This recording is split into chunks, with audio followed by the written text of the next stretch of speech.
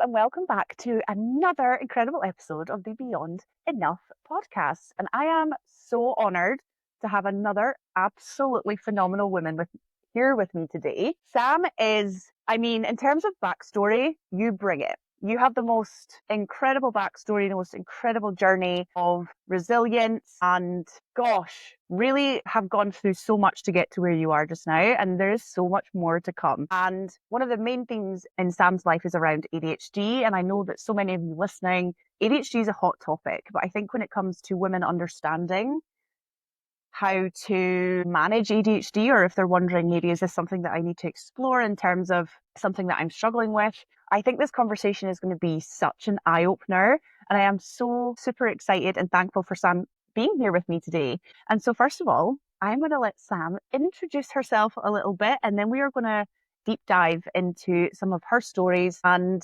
her continual story of choosing herself. So, Sam, welcome. Hi, thank you so much. I'm so excited to be here. My name's Sam Bloom. I am 40-something, single with no children, late diagnosed with ADHD. And I always say, although nothing's changed, everything has changed. At the minute, I'm in a job that isn't my favorite job. I don't quite know what I'm doing with my life, but I'm excited on a journey of my love, the things that I love to do, which is public speaking, helping people, motivating people, being their hype person. That's what gets me excited. So at the minute, I'm just, looking and seeing where that takes me, because there's no direct trajectory for me at the minute. So I'm very excited and I'm Oh, grateful Sam, to be honestly, here. thank you Thank so you. much for sharing that. I think we discussed this briefly before we started recording. You know, there are so many women in that position, and it's not a failure. It's not, the end of the world not to know exactly what it is that you're going to be doing next. I think so many of us go through that cycle in our life, right? Where we hit a point where we're like, do you know, I'm not actually sure what is next, but here's what I love. Here's what I want to put my energy towards. And that's like a fantastic place to be, right? Like the world is your oyster in those moments. Absolutely. It's so exciting. It's very frustrating as well, because ADHD people typically are full of ideas. The ideas and the creativity is not the issue. The actioning in the executive function is a huge problem. So I have ideas and lists and lists and lists of ideas, and they just stay there. I've paid people to help me figure out my direction, and I'm still here. I think I've made peace with this, a slow burner, and it's at the right time, the right place, it's going to Oh, I happen. love that. I really do Absolutely. love that. I think again, so many women will relate to that. Like it's not the ideas, right? It's like the execution. It's like choosing something and then going all in and not bouncing between like, oh, I could do this, I could do that, I could, and there's like so many avenues we could take. And it's that kind of whole thing of like choosing a path and then really committing and then like going for it. And like you say, if you have got ADHD in the background of that, it's even harder. We love shiny and new things. So we get an idea and it's shiny and new and exciting. And that lasts a whole of maybe 3.5 seconds. And if you're really lucky, you might get 21 days out of it if you're really, really lucky. And then it probably drops off. So the other thing is you get diagnosed with Yeah. ADHD and then you kind of just get left to it. So unless you are active, the type of person who actively wants to find out more and understand more, then it's like, well, great. Some people go down the medication route. Some people choose not to go down the medication route.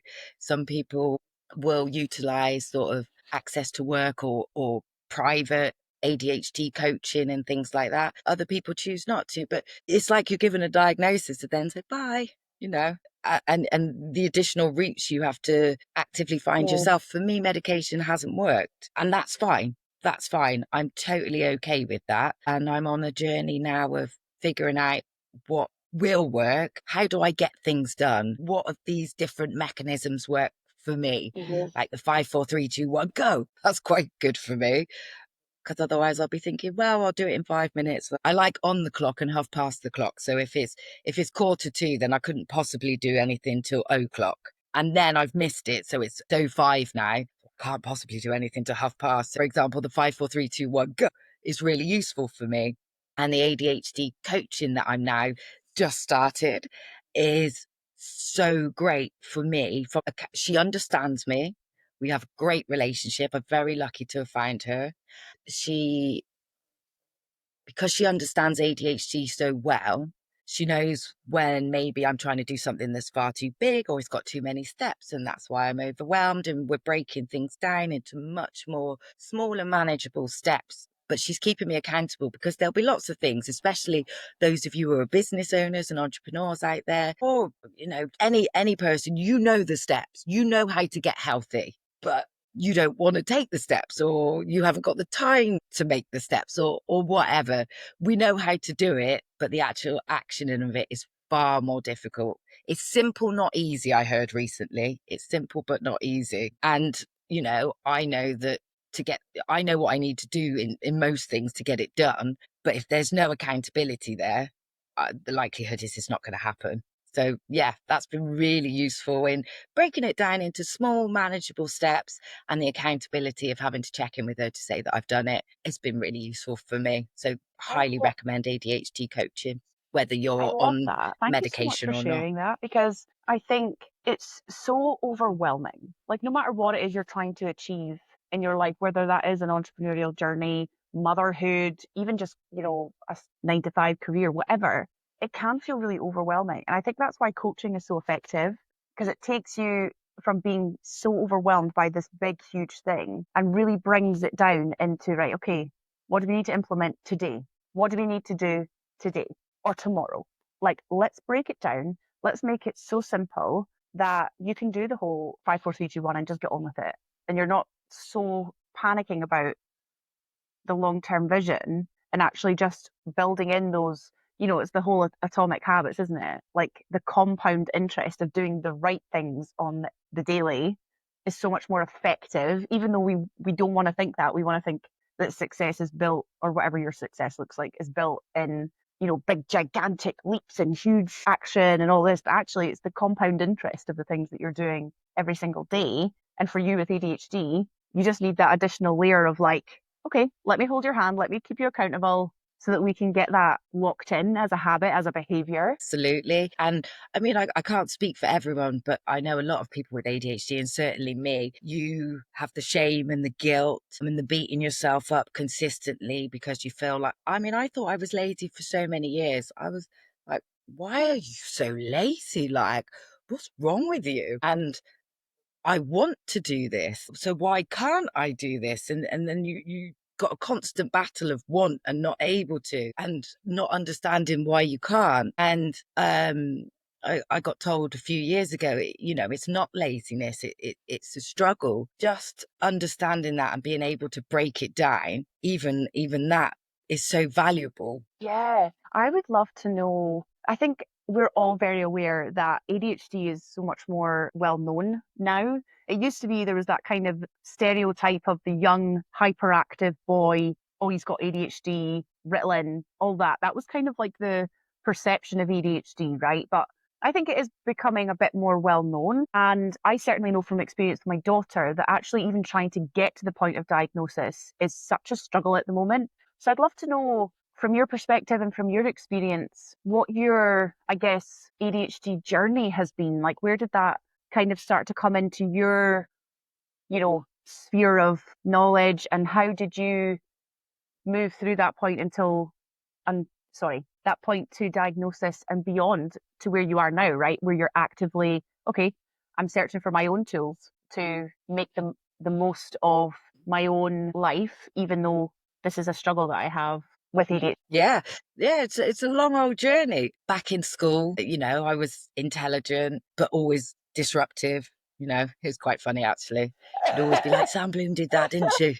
The teacher, was it Sam Bloom? Where's Sam Bloom? But I was like the naughty kid, but not the one not the the disruptive child, not the naughty kid. Not sure I should be admitting this out loud, but I'm gonna anyway. My college, I smashed through the first year, and then kind of the shininess had fallen off. And then the second year, I kind of was like, oh yeah, I'll be able to do it. Didn't get it coursework. They set a precedent that year that the coursework had to be in by 6 o'clock that day, 5 o'clock that day. And I think I pulled a couple of all-nighters and still managed to get it in at 6 o'clock, and they refused to accept it. So yeah, I didn't get what I put down, But anyway, and then I don't think I was anxious as such. I think it's difficult to explain because I was very outgoing, but I think I was still Mhm. very socially awkward, which is quite hard to explain.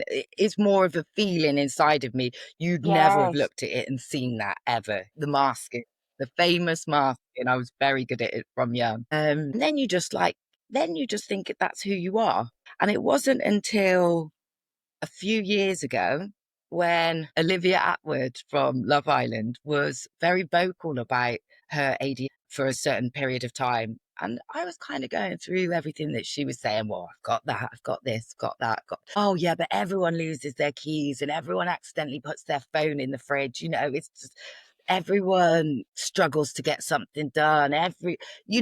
Because everyone does. None of the traits are specific to ADHD. We all do those things. It's that people with Mhm. ADHD Mhm. have it far worse, to the point of paralysis at times, and unable to function. And so I didn't do anything about it then. And then I saw a couple of other influencers and famous people saying about it. And again, looking at their journeys, I was like, I do all of that. So I continued there, but so does everyone else. I couldn't accept that because everyone does all these things. I couldn't accept that maybe that could be me. And I mentioned it to my counselor at the time. And it didn't go anywhere. I just mentioned it. I said I'd seen something on Instagram and left it there. And then it was a while after. So she spent a lot more time with me, seeing my tangents, seeing my erraticness, and seeing who knows what she saw. And then she kind of just came out of the blue one day and said, have you ever thought about going for a diagnosis? So with everything that I thought, and then almost with that little, not a push, but a comment from her, I was like, I'm going to go on this journey. So that took a while because there were forms to fill out, and we don't like filling out forms. That took a while. You're reading it thinking, oh, I don't want to fill this out. And you could actually feel like the resistance, feel like, I don't want to do this. But you're not going to get there if I don't do it. So then you're battling with that. I did it. I was very lucky, very, very lucky. I went through Right to Choose England and I picked Psychiatry UK. I went to the doctors in the January with my referral. They said, absolutely. I had my meeting in the August. And it was funny because I was getting really wound up because the psychiatrist was saying, they've got a list of questions and their way to do it. But the way in which I was taking it was that she was coming at me with questions to be like, well, everyone does this and this person does that and this is very normal. And I'm thinking, are you trying to tell me that there is something? It doesn't need to be ADHD, but there's something. Like, stop trying to tell me that there's nothing. So anyway, we got to the end of it successfully with no tantrums. And she said, yeah, combined ADHD. And I said, can I ask a question? She said, yeah. I was like, what point did you know? She was like, pretty much straight away. She's like, you are chaos. No, what did she say? She said, you have a very chaotic brain. Now, I didn't take that personally, and she must have known from our conversation that wasn't something that would offend me. I actually find it quite endearing and funny. And yeah, so that was the diagnosis. I've been through everything from the impulsivity, the paralysis, like addictiveness, like you name it. I've been on that journey. And then just briefly with medication, they started me on Elvance. I went to the top of the medication. It didn't even touch the sides. So I came off of that. And then they tried me on something else, which made me very, very nauseous every day. And I was like, I'd rather the struggle than this. And then they wanted to start me, or I'm on a waiting list for another one. But the problem is, it's actually brought out that first medication brought out a reaction in me where I've got this awful itch. So the new one that they're thinking about putting me on, I'll have the discussion when it comes up, but the doctor thinks that could probably make it worse again. So I don't think medication's for me. If I'm being honest, I said at the very beginning, I didn't think I want to be medicated forever. I want to find other ways for coping mechanisms, because if you start the medication, then I've got to be on it for life. So I'm not actually upset that it hasn't worked.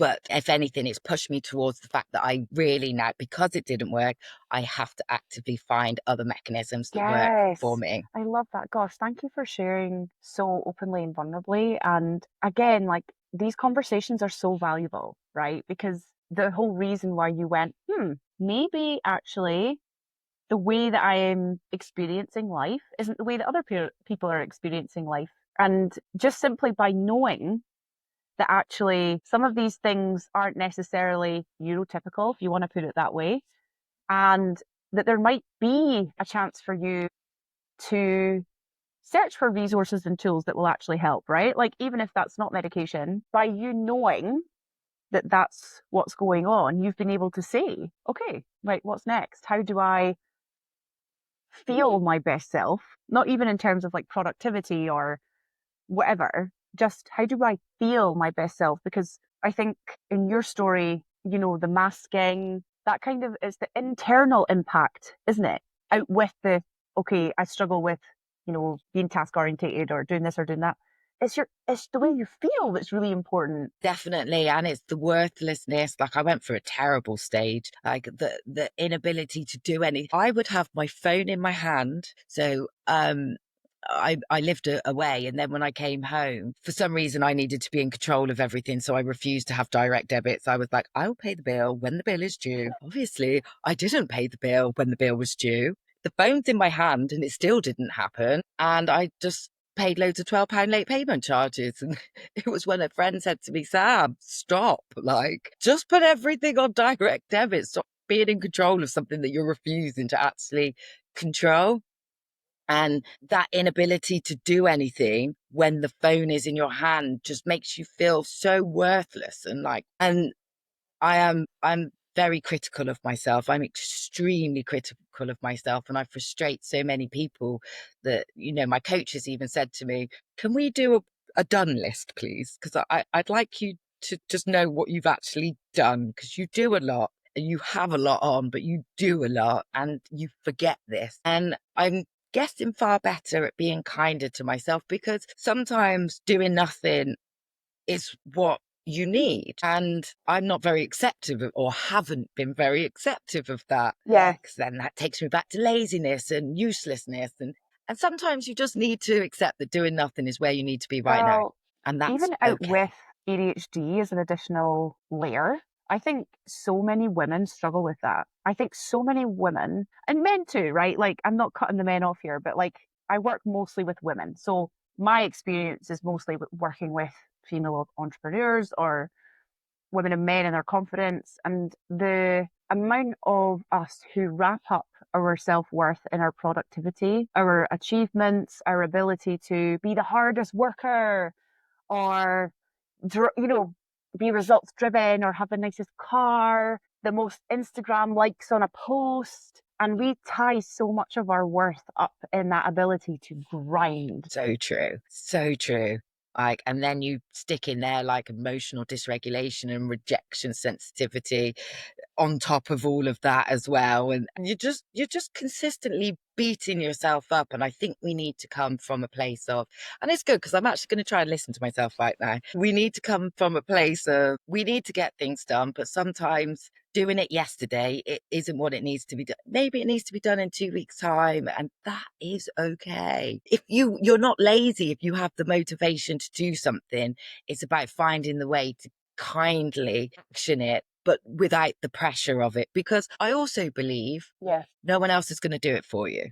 So, and I think this is where I struggle, because it's all well and good being kind to myself, but my personal struggle is no one's going to do it for me. So I need to find the balance between, if you want it, you're going to have to do it, whilst also being kind to myself. So I'm much better at the kindness, but I haven't quite found the balance of, but it needs to be It is done a because no journey one's going though, to do isn't it? it. And again, thank you for sharing that so openly and So vulnerably. And I think we all, certainly I have definitely went through spaces and eras where that's been my story, right? And so many of us, like it's interesting because I think some people get caught in the whole, no one's going to do it for me, and almost push, the accelerator and then burn themselves out. Or you can be in an era where you pull back so much that you're like, nothing is happening. Like like nothing's being done. But I think what you've demonstrated so beautifully is like, well, these are my challenges. Don't quite know what I'm going, but do you know what? I'm going to work with someone who's going to help me strip this right back and take steps towards doing the things that I love,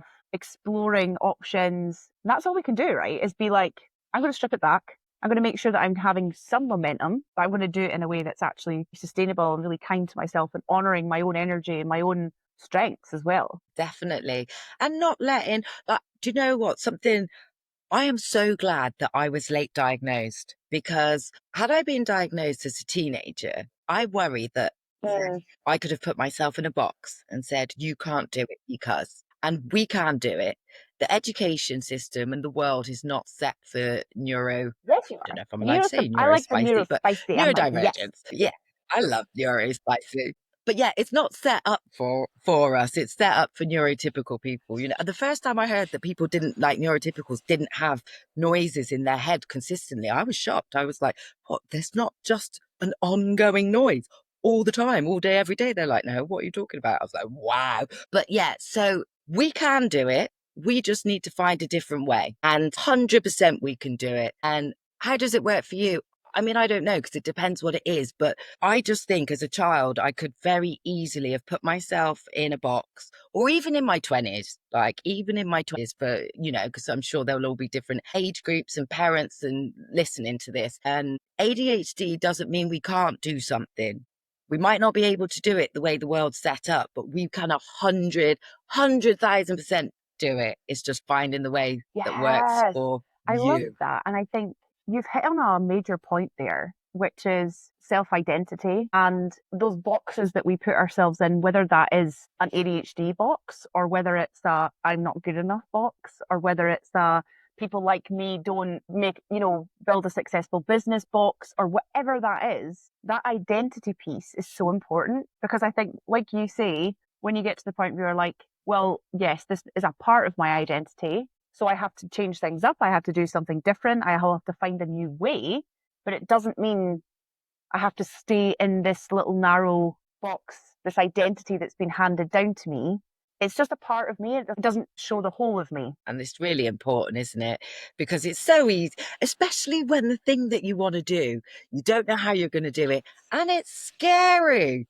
It's the reason it's scary is because it probably excites you and that you want to do it. So of course it's going to be scary. But then we start, and I am 100% this person. So then we start, and our brain is built to keep us safe. Our brain doesn't understand that holding us back is actually hindering us rather than providing, like, doing good for us. But it's keeping us safe because what the next step is scary, so maybe you're in fight mode and his brain goes, no, don't do that. And exactly, no.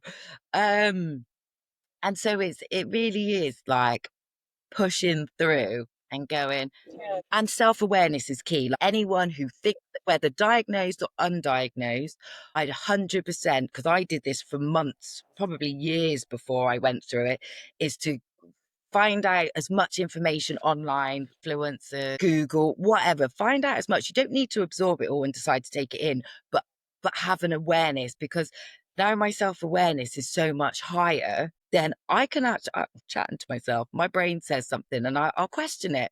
I'll be like, why, you're scared of that? You can do that. You're telling yourself you can't because you're trying to keep yourself safe, but you can do it. So I'll counter my thought, or I'll question it. But that's because I have the self-awareness now to do that. Because what you don't know, you don't Fact. know. Absolute fact. And Yeah. yeah, you're so right. Like it really does start with that self-awareness. And I think that's true for everyone, right? Like if you can develop self-awareness around what it is that you're currently doing, your patterns, your behaviors, your beliefs, start to question things and have curiosity around your life or your business or whatever, you start to be able to go, yeah, okay, wait a minute. Isn't that interesting that I have had that thought? Or isn't it interesting that I believe that to be true when I know there's contrary evidence? And then you can start to really build upon, okay, now I can be intentional. Now I can be intentional about what I do and decide, is this actually for me? Am I just afraid of it? Or is it just not aligned to me? But like you say, you only get to do that when you've got that self-awareness in the background. And also, disclaimer, it's very frustrating, which I don't know if you'll agree with, because once you've got the self-awareness, you know what you're not doing. So it could be quite frustrating. And sometimes I'm like, God, I wish I didn't know this. But no, I overall, it's a honestly great love thing that to you have. brought that up. This comes right back to your point about, worth and that kind of shame, the blame, all these things that can come up when I kind of talk about it like the inner work, right? Like the inner stuff, the stuff that nobody sees, but impacts everything that you do in your life. And I love being able to, in a coaching atmosphere, in a coaching space, being able to hold people in so much love through that time, because you're right, it can spill over into the self-depreciation and being really harsh on ourselves, like, why aren't you doing that, why are you being lazy? Whereas actually we need to hold ourselves in so much love when we unpick all of this and really start to understand, like, well, what are the parts of my journey that led me here? Because yeah, it might have been some of my own decisions, but why did I make those decisions? And it's because this happened or that happened or whatever else has gone on, and just holding yourself in so much love throughout those times, I think is so important. Yeah, totally agree. Totally agree. And it's definitely a journey, but I'm on the uphill of the journey now rather than the iceberg I underneath. love that. So yeah, it's And you've already exciting. done so It's much exciting. for ADHD awareness. Yes, I just got a bit frustrated that there was no sort of support out there. No, no, no, no. There Hmm. is support out there. I live in Bristol and there are support groups Okay. in the day. I couldn't find anything of an evening. And at the time I was 9 to 5 then. And so I wanted to do it. When was it? 25 November 2023. But I had a couple of bereavements and everything just got backed. And then I very randomly, I went to an ADHD summit and that was being run around the country. And at the end of it, it was a day event. At the end of it, they did a WhatsApp group. And so everyone who joined actively chose to join this WhatsApp group. And I just like had a brainwave last year. And I was like, I have a ready made group of people with ADHD who are local or either diagnosed or undiagnosed, who are local. Let's go and see if they want this group. And they did. And so I started the first one in January. And so we've done three. I just did the last one. March is this Monday, and it's gone really well. At the minute, I haven't sort of put it on Eventbrite and Facebook. I've just kept it with the group because I'm still playing around with the model and what I want the session to look like. So I'm hoping by April or May, the session, I'll know the model of it. And then I can put it out to more people and see what happens. But everyone's really, I obviously with true ADHD, or not just that, it could be anyone. I'm like, oh, is it good enough? Do they like me? Did I talk too much? Did I facilitate well enough? And I got a message actually on Monday to say it's lovely to see how well you listen to sensitive conversations. You know when to sort of change it up and make sure that everyone's sort of contributing, but not in a you need to talk now kind of way. So yeah, I think they are going really well. Sam, they are going really well so far. And who knows where that'll go. But it's just I wanted a safe space for people to bring their full whole selves with no judgment, to be able to talk. And most importantly, we can learn from one another. There is so much wisdom I mean, the biggest group was 10 and the smallest group I think was 6 over the 3 months, and there has been so much value and wisdom shared that I know it was the right thing to do, and friendships being built, and to keep myself accountable, because I think after January, February, and March, before it, I'm like, you can't do this, Sam. Just give it up. Just cancel it because you can't do it. If someone else wants to do it, they can take over. I know I can do it, right? I'm just nervous before it.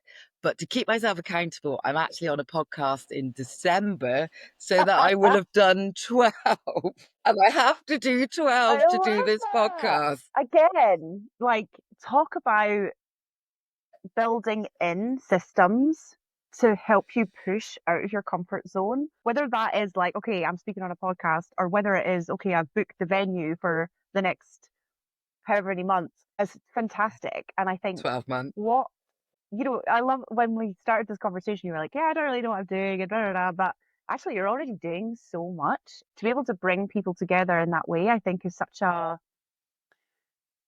not even just the skill that's required. It's that way where you can really hold people in love and bring them together in a really safe environment. Like that is so valuable, especially in today's world where that's not how most people feel, right? Yeah. No, it's true. It's true. And yeah, I suppose and this is what I mean. I need to do my done list because I don't do it, and I do need to do it because we've mentioned before. I like to be your motivator, your hype person, because I know that. I mean, I should listen to myself. Fair, I'll own that. But I love being people's hype people and being like, you can do. I like motivation and inspirational, and I want to be a public speaker alongside whatever else I end up doing. So I don't know. I just don't know where to start with it. But like you said, I have started, and thing I is patience. That's what I need. I just need to breathe, be patient. Yes, I wanted it all back in 2020, but Yeah. it's all on its way. I love that. It's all coming, Yeah. and I that's think okay. that's Mm. again such a wonderful point in this conversation because again, the women that I work with and a lot of the other women that I talk to, especially entrepreneurs, like we kind of want it now. Like we want it now. And then anything less than that is like failure, right? Like anything else than having it all now is failure. And that's just not how it works in business, but also in life. Like there is a process of saying, I don't know, I want to bring love into my life or I want to bring a promotion into my life. And then there is a period of time where you have to consistently implement toward that goal before you reach it. Like it's not, you don't snap your fingers and like overnight become a well-known public speaker or I don't know, grow a multi-million dollar business. Like it's steps in the right direction. And it doesn't matter how much social media tries to Yeah. influence you that that's not the case. Right, right. Joe Wicks, one of my favorite things he's ever said is like, yeah, you see the success now. You didn't see the 10 years behind it. You didn't see me turning up every Saturday or Sunday with his little wagon to his field to run his boot camp in the rain, and no one turned up. Week after week after week after week after week. You didn't see that. You're just seeing 10 years on and the success. And I think social media is terrible for that. And anyone who has any worth issues, it's terrible for that because it's like, do this and you'll get this. I will get you to six figures in 5 minutes. You're probably not going to, let's be fair. Like, I'm sure it does happen, but No, not I in really the don't. I think majority. it's actually quite toxic. I tend to be very specific about the way I curate my online experience. And I also think that, again, like you make 5, 10K from this single post, but you haven't seen the 10 years of brand building that's went into enabling that to happen, right? You haven't seen this person speak on all the little podcasts before they go onto a stage to refine their message and their stories and all these things. It's all the stuff leading up to that one event that makes it successful. And you can't replicate that. Like, yeah, don't get me wrong. Like, you can get a coach and you can shorten the length of time that it takes you to reach a goal. Of course, like I'm a coach, of course, like Yeah, that's exactly the purpose of absolutely. it. But I still need to guide and hold that Yeah, person through that journey because for them, they will have to complete certain steps. They will have to do certain things in order to learn for themselves, in order to find out what's blocking them as an individual, right? Like that's going to be so different for everyone. And it's that, like you say, that whole self awareness piece of what is it specifically that I need to do to get there? definitely. One of the most fascinating things, I mean, it probably isn't I'm that here for it. fascinating. Fear of failure. Yeah, we know that. That's obvious. But I was in a webinar and I know that I've got the fear of failure, judgment, and Yeah. I know that I've got the fear of success. And it was the question, which is, what is your biggest block? And fear of success was one of them. And the majority put that, which really threw me off.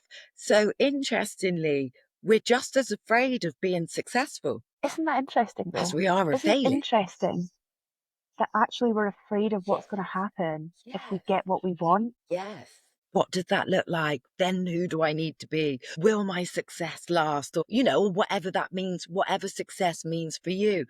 And so then we're blocking ourselves because I know I'm blocking myself. I mean, I came off of my social medias, which I'd only just started last January. The bereavements, I just wasn't in it. So I know that I need to start these off again, but first of all, it was going to be a New Year's post, and then it was going to be something else. And then, like, well, I can't do that because I didn't do that bit. So now it won't make sense. It won't be an order. It's just another block. I could literally go on social media today and put a post up.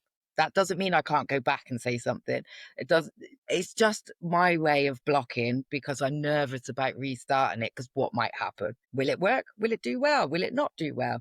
So yeah, there's my active one, active self-sabotaging or block or whatever you want to call it, is that my I love excuse that. is, Thank yeah. you so much for So sharing that. Honestly, thank you so much for yeah, being so vulnerable and open with us today because so many of us struggle with that. I self sabotage for years in like every way, seriously, every way. And I often say, like a lot of my messaging is around like, you're not posting on social media because you don't have time, right? Like, it's not the fact that you don't have time. It is the whole self sabotage piece. It is the confidence. It is the I don't know what I'm doing, or I feel like I don't know what I'm doing. I feel like an imposter. What happens if someone actually asks me for a coaching program or a service, whatever it is that you offer? What if they ask me to public speak? Oh my, what am I going to do? Like, and so it's so common to feel like that. Like, it's so common to feel like that. And only you as an individual can decide, I'm going to work through that. I'm going to develop the self yes, awareness. I'm going to figure out the ways in which I can break it down into smaller tasks.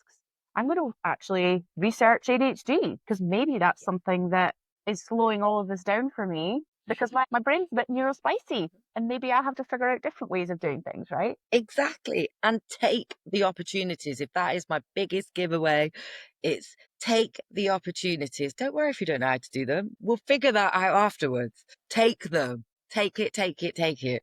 Be really scared. You'll be shouting at yourself, why on earth did you do this? You can't do it. And all kinds of mayhem's going to go on up there. Take the opportunity and figure it out and do it because you will be so glad afterwards that you did. You will be so glad that you did. And then just remember after you've done that one, second time's not going to be as difficult. So whatever the opportunity is, like it is, take it and figure it out. Billion Don't say percent. no and then And wait. I try not to give like I don't really subscribe to the whole toxic like just do it because I'm like if everyone could just do it, we'd all be doing it, right? Like that's just not how it works. But there is exactly what you're saying. Take the opportunity and learn through it. And I think be honest about where you're at. Like just say this is my first time. Just be honest about it. Like, Yeah, I'm going to give it my best shot. It's my first time. yeah, Cool. It doesn't take away from the value that you could be yeah. providing with your talk, with your whatever it is. Exactly. Yeah. I mean, I'm doing a workshop at a festival this year. I haven't got a clue. We know you Well, do. I do have a clue, but in the same way, I do have a clue. I also don't have a clue. Do you know how scary this is? And I'm just like, I'll figure it out. I will figure out how I'm going to do this 45-minute workshop and it will be great. It will be great but the meltdown the week before, I will go through turmoil. I will dislike myself very much. I will be shouting at myself. I'll be hoping something disastrous happens, like anything that will get me out of it. And then once I do it, I'll be like, I'm so glad you took that opportunity. And then I'll be buzzing to do it again. Yes, I love that. I just so heavily relate to like, committing to something and then right before just being like, why have I done this? Why have I done What is wrong with this? you? That was a terrible decision. And then after you're like, oh, that was great. When can we go again? Sam, you make me laugh so much. Well, thank you so much for this conversation. Thank you so much for sharing so openly and honestly with us about all these parts of your journey. And I guess as well, just owning where you're at, because I think for so many women, they just feel this extraordinary pressure to be further along than they are. And that's just not life. So thank you for being that pillar of like, this is where I'm at and I'm loving it and I'm doing all these things that are really scary, but it's not that kind of final destination that's important, right? It's all the stuff and the learning and the ups and the downs in between that actually make it great. Exactly. Exactly. And thank you so much for having me. Oh, It's you're been so really welcome. enjoyable. And I will Thank you link so much. all of your details and things for anyone that wants to connect underneath this podcast.